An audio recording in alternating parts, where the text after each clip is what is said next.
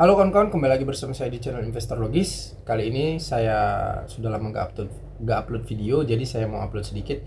Nah, jadi ada beberapa teman-teman yang nanya gimana prospek saham Pegas gitu kan, mau dibawa kemana dan take profit di mana gitu kan. Kalau saya pribadi, saya nunggu laporan keuangan kuartal 2 kawan-kawan. Jadi kalau kuartal 2-nya bagus, ada ya seperti saya ulas biasanya, ada prospek kinerja kembali kayak ke tahun 2013. Cek aja 2013 harga tertinggi Pegas di berapa? 6.000, 6.200 gitu kan. Sekarang kan masih berapa? Jauh kali. Price to book value belum ke 1, PE ratio belum 10 kali. Potensi dividen tinggi. Kenapa? Karena EPS 300 lebih. Ya kan? Jadi keputusan investasinya gimana? Saya mau lihat laporan keuangan kuartal 2-nya dulu. Gitu. Kalau laporan keuangan kuartal 2-nya bagus, harapan saya di atas 1,5 triliun pun udah puas saya, ya kan, walaupun kuartal 1 1,9 T kan. Kalau kuartal 2 di atas 1,5 T aja itu udah keren, karena prospeknya bakal ke 7, sampai 7 T sampai 7,6 T kan, kalau kita fullkan untuk menghitung prospek laba 2024 kan. Nah gitu dia, jadi tunggu laporan keuangan kuartal 2. Kemudian kalau kita lihat dari prospeknya, saya banyak membaca berita dan betul-betul rilis dari website Pegasnya langsung. Mereka dapat banyak kontrak kerja yang apa ya, potensinya untung lah gitu, kayak dari pasokan ataupun perjanjian jual beli sama eh, industri gitu kan, yang perlu kan. Ya walau tetap juga penyakit Pegas ini kelemahannya itu cuma satu aja. Dia harganya itu ditentukan sama pemerintah gitu. Harga HGBT-nya itu kan ada batasan kayak 7 industri apa kan, prioritas gitu kan, yang dapat $6,5 per MMBTU gitu kalau jualannya. Nah, kalau misalnya Pegas ini dikasih buat harganya sendiri, misalnya ke 7 atau 8 atau $9 per MMBTU dibuat orang itu, maka potensi keuntungannya pasti lebih besar, maka prospek harga sahamnya pun pasti naik. Nah itu kenapa kemarin waktu ada bilang Presiden sama Menko ya, waktu masih Pak Erlangga Hartarto bilang bahwasanya bakal ditahan pemerintah 6,5 ya kalau nggak salah per MMBTU itu. Jadi itu kenapa sahamnya sempat turun kemarin. Nah kenapa hari ini naik lagi? Karena investor melihat bahwasanya laporan keuangan kuartal 2-nya bakal positif, bagus gitu kan. Jadi itu kenapa harga sahamnya naik. Karena dia janjinya, kalau kalian cek di websitenya, dia bakal ngeluarin laporan keuangannya itu paling lama di akhir Agustus ini. Jadi udah dekat lagi gitu kan. Ya udah kita tunggu aja gimana laporan keuangan kuartal 2-nya gitu.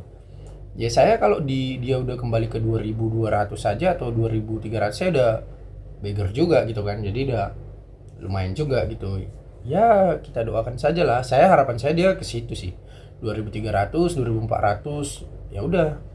Nggak tahu kalau udah beggar nanti masih ditahan atau mau dijual. Kalau kinerjanya lanjut bagus terus kuartal 3-nya, mungkin saya tahan aja lah. Karena kan itu dia saham yang bagi dividen besar juga gitu kan. Ya udahlah, hitung-hitung apa aja lah gitu kan.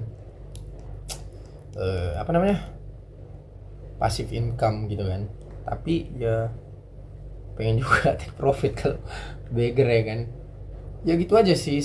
Kalau misalnya untuk saham-saham yang sudah pasti dia kinerjanya kayak BUMN yang bagus gitu kan, kayak bank-bank gitu, BRI, Mandiri, BNI gitu ya. Kayak kalau sektor energi pemerintah punya kayak PTBA gitu kan, Pegas, apalagi Elsa gitu kan. Ibu Pertamina kan Elsa. Ya menurut saya selu-selu aja sih, karena prospeknya bagus juga, prospek bagus, lahan bagus, market leader, kemudian pasti bagi dividen. Ya udah gitu.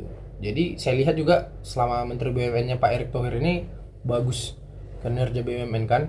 Kalau kita lihat dari sisi pertumbuhan laba BUMN, setoran dividen ke negara gitu kan, itu kan paten bapak itu. Jadi ya udah dukung aja lah, mungkin mudah-mudahan nanti Pak transisi ke Pak Prabowo, Pak Erick Thohir lagi dipakai Menteri BUMN kan.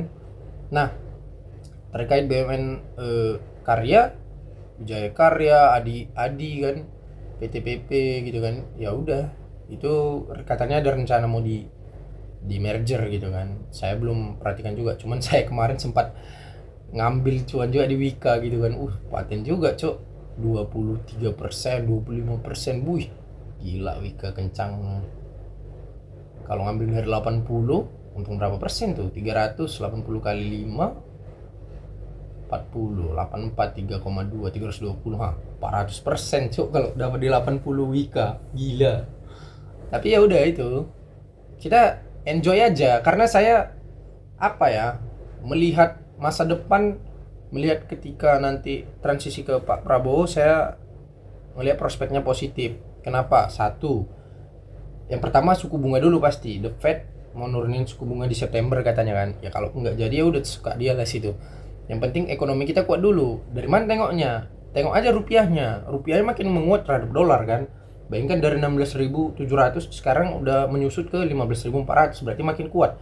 Kalau makin kuat rupiahnya berarti prospeknya bagus gitu kan. Walaupun BI tahan suku bunga nanti ya nggak terlalu responsif investor, walaupun ada keinginan investor itu maunya suku bunga itu ya udah diturunin aja, inflasinya kan udah stabil di Amerika gitu kan. Nah, ya saya yakin tetap BI patokannya pasti The Fed gitu. Kalau The Fed turunin, BI turunin gitu. Kemudian Pak Prabowo-nya sendiri, presiden, mungkin nanti susunan kabinetnya, siapa menteri keuangannya, nanti investor asing lihatnya bagus. Kemudian dari sisi legalisasi hukum gitu kan. Nah, kemarin ada demo langsung turun kan IHSG kan bentar kan. Tapi kan habis itu naik lagi, baru rupiahnya menguat lagi gitu kan. Jadi ya intinya kestabilitasan politik dan kepastian hukum itu gitu. Kalau kepastian hukum, investor asing masuk, IHSG naik, ekonomi jalan. Kalau misalnya nggak pasti ya orang pun bingung juga mau masuk ini prospeknya gimana gitu kan. Baru APBN naik gitu kan. Iya ya, APBN nama anggaran bukan, anggaran belanja negara itulah, untuk belanja pemerintah, anggaran belanja pemerintah gitu naik katanya kan. Kemudian ekonomi, keinginan Bapak itu tumbuh 7%, tapi kita lihat aja realistisnya di 5% gitu kan. Inflasi stabil, kemudian tidak resesi. Ya, semoga lah ekonomi di geopolitik juga lama-lama damai gitu kan, kayak di Timur Tengah, kemudian Rusia damai juga. Kalau semuanya damai, suku bunga turun, ekonomi jalan, pasti semua cuan. Kenapa? Karena marketnya naik gitu. Jadi memang investor saham itu seharusnya dia mendoakan hal yang baik-baik terjadi terhadap negaranya ataupun dunia ini juga, karena saling mempengaruhi, semua berkesinambungan. Jangan kita berpikir itu kejadiannya di Amerika, nggak ada sangkut pautnya. Pasti ada sangkut pautnya juga di kita. Itu kenapa kayak tahun 2008 kena juga kita krisis kan. Jadi itu aja sih untuk Pegas. Pokoknya saya masih hold, tunggu laporan keuangan kuartal 2. Nanti kalau laporan keuangan kuartal 2-nya bagus, saya lanjut tahan. Kalau misalnya nggak bagus, saya pikir-pikir lagi gitu, apakah mau take profit atau gimana. Gitu aja sih untuk Pegas. Oke kawan-kawan, sampai jumpa di video berikutnya. Sampai jumpa, terima kasih. Halo kawan-kawan semua, khusus untuk kamu yang masih pemula dan dari nol sekali, saya sudah menyiapkan ebook untuk belajar langkah-langkah investasi saham dari nol lewat ebook ini. Ebook ini akan membantu dan menuntun kamu sampai kamu sah layak disebut menjadi investor saham. Untuk kamu yang sudah paham dasar-dasar investasi saham, saya menyiapkan ebook ini khusus untuk mendalami metode investasi saham yang saya gunakan, yakni Dividend Value Investor. Untuk kamu yang ingin tahu caranya, saya menjual ebook ini khusus untuk kamu ya. Nah, khusus untuk kamu yang ingin langsung belajar lengkap langkah-langkah investasi saham dari mulai nol sampai ke ilmu terakhirnya, kamu bisa langsung memiliki 3 ebook ini. Semua pengetahuan yang saya ketahui sudah saya tuangkan di sini. Kalau kamu butuh dan tertarik, silakan chat WA nomor di samping ini ya. Terima kasih. Nah, untuk kamu yang berminat belajar kelas online private ataupun offline, silakan hubungi nomor di bawah ini ya.